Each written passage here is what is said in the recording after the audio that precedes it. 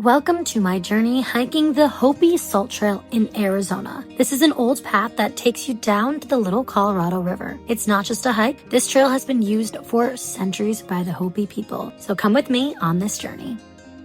Good morning. Today is June 15th, 2025, and today my friend and I are attempting to hike the Hopi Salt Trail. Right now it is 3:45 a.m. and we are currently in Page, Arizona. We will be driving down about an hour and a half to the Hopi Salt Trail trailhead. We are super excited to attempt this hike, and I can't wait to show you how it goes. So come along with me as my friend and I do the Hopi Salt Trail in Arizona.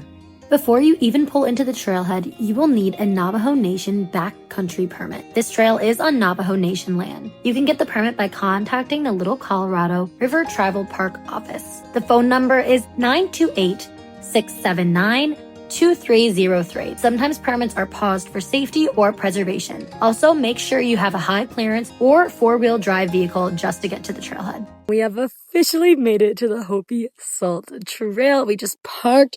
There are actually 3 other cars already parked here, so we're actually feeling pretty good about that. The roads to get here are crazy. They're really bumpy, really dusty, dirty, everything, so be prepared for that.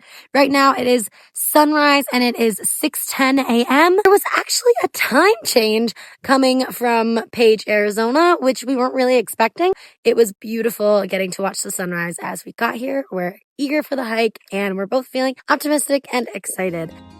We are officially starting the trail. Here's my friend. All right, we are all ready. It's about 6:30. It took us a while to get everything organized, but we have everything we need. We're planning to do this as a day trip, so we have a lot of water and our packs aren't quite as heavy because we aren't bringing a sleeping bag or a tent or any of that stuff. So we try to keep our packs pretty light. We are pumped that we started.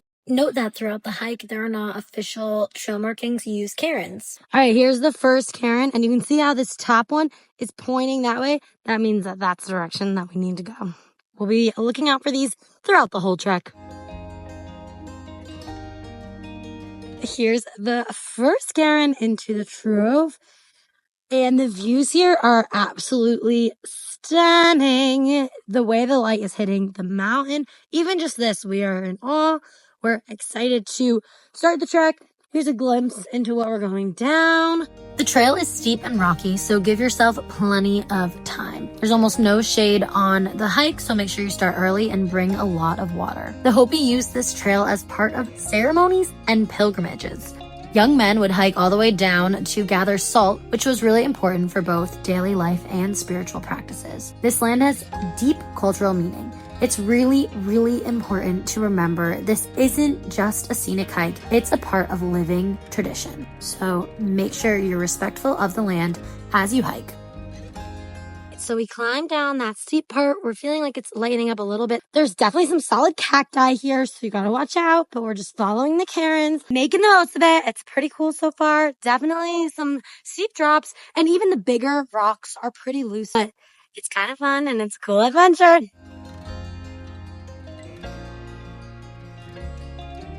It's been exactly about a half mile, 0.52, and 40 minutes, so we went by pretty slow, but there were lots of different drops, so we wanted to make sure we took our time, but right now it's lightening up. There's not as many big drops, so we're just gonna follow the path and keep going. Since this trail is so remote, it's important to be prepared for emergencies. We got Ripcord Rescue Travel Protection, which covers emergency helicopter evacuation if something goes wrong. There's also no cell service anywhere along the trail. To stay safe, we carried a Zoleo satellite device. It automatically sent our location to family every 30 minutes. And if needed, it can contact emergency services. Having that extra backup makes a big difference on hikes like this. I would highly recommend being prepared. All right, guys, we've been hiking for an hour and 5 minutes, and this is our first time spotting other people. Looks like they're coming up. They must have gone camping. There's kind of a big group of them. There's more than just these 3. Yeah, we're feeling pretty good, and just still hiking away, you know.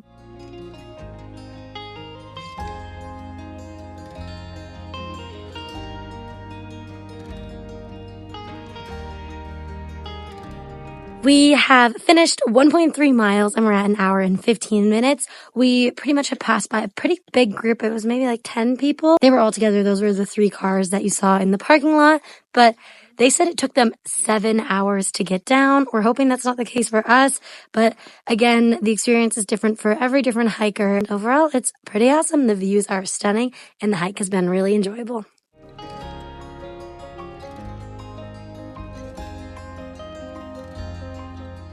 Guys, I was trying to get down from this rock and no big deal, but there was a rattlesnake.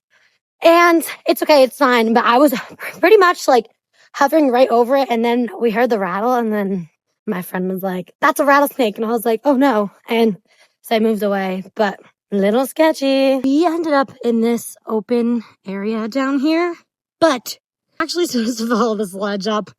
There also was a false cairn that was down there, and so that was partly why we went down there. Yeah, don't do that. It's kind of hard to get up, and that's where we saw the rattlesnake, so not worth it.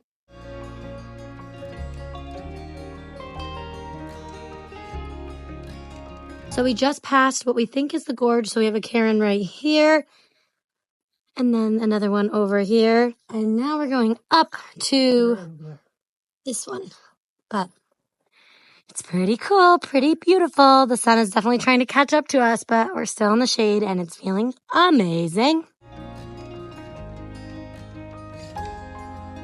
All right, we just came down this part. It was a little sketchy, but not terrible. We think that we're going kind of down near the river now. Not too bad. We just went slow, and I think it's easier if you make it so that your stomach is facing the rock versus the other way. This section of the trail hugs the cliffline, and it's one of the trickiest parts. The path is narrow, rocky, and has steep drop-offs. So take your time, watch your footing, and don't rush. Trekking poles can make a big difference here. I didn't use mine, although I did carry it, but my friend found it super helpful during this part. Well, guys, it's official. The sun has hit us. I'm going from the shade to the sun. The high today is 102.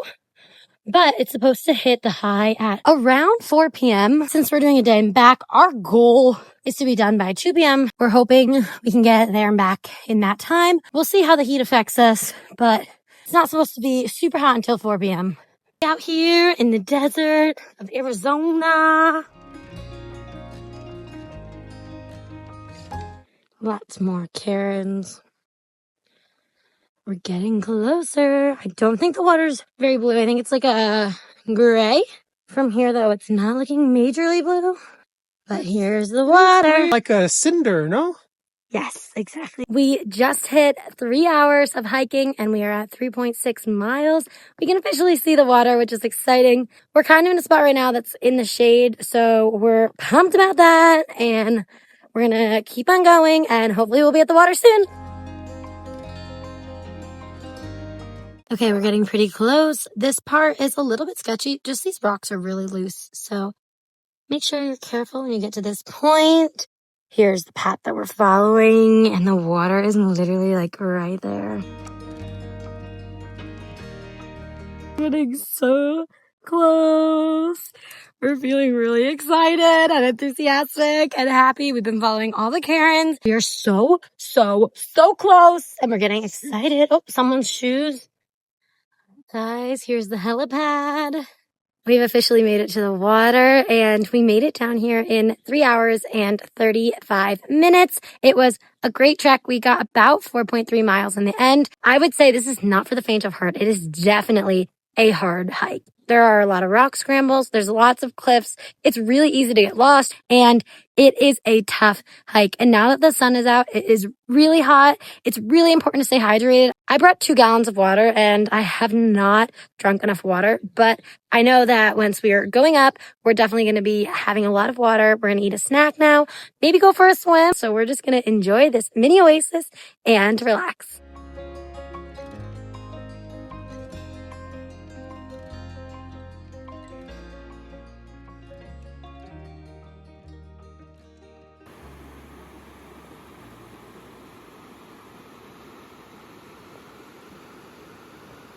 It is 11:25 and we have officially started hiking back up. We have clean socks on, we have refreshed sunscreen, we have some Tiger Balm on. We are eager for the second half. So come with us as we get back to the top to our car. It's so hot right now. No joke. Climbing up in the heat is another beast of this hike. Most people stay overnight. Obviously, that's always an option. We're doing it as a day trip because we want to squeeze it in.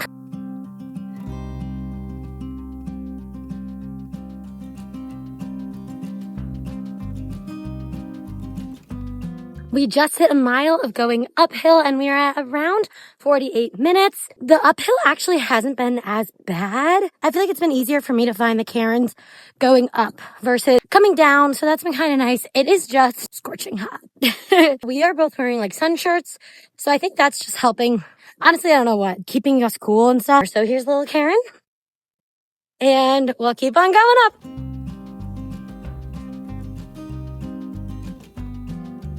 We found a little shady spot. So right now we're just embracing the shade and we're about 1.5 miles in. Feeling pretty solid. The feet are burning a little bit just because it's hot and we have blisters, but you know, you live and you learn, you just keep going. So this part earlier, we went down and around. So we kind of went off the beaten path, but you're actually supposed to go up this way based on all trails. But yeah, fun little tidbit.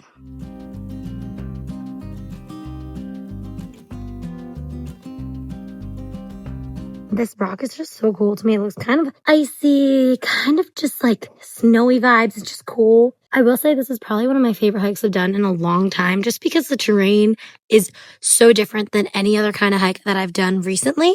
We found a shaded spot, so we're just taking a pause and I finished my 3-liter water bladder. Major win. So now I'm going to switch into my insulated 3-liter water bladder. So that's good. I had 1 liter of water bottle down at the water. We were advised by the Navajo tribe when we booked this reservation to bring 2 gallons of water per person. We are super grateful for that suggestion. And honestly, we did not plan on actually drinking all of it. Be prepared to drink more water than maybe you normally would.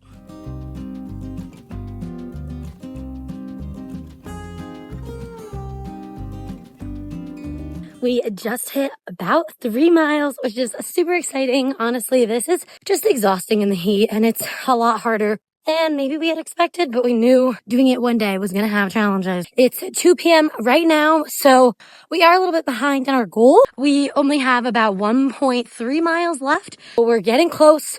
We're almost done. We're crushing. Overall, though, I would say like this is for advanced hikers. This is not an easy hike, and it's really important that you are prepared. It's been a little easier for us because we don't have sleeping bags and sleeping mats, so we're really mainly just carrying our water and then other hiking essentials. All right, guys, here is the underpass. This is some solid shade. We're probably just going to rest here for a second. Like I said, we have 1.3 miles left, but might as well get rested and prepare for that final climb. We're excited to get to the top, have some cold Gatorade waiting for us, and it's gonna be great. We are on the final ascent. We have about 1,000 more feet to go up to get to the top. I think it's like about a half a mile to get to the top. We are super close, definitely. Getting tired. It's okay. We're gonna make it. It's about 3 p.m. right now, so we're almost there.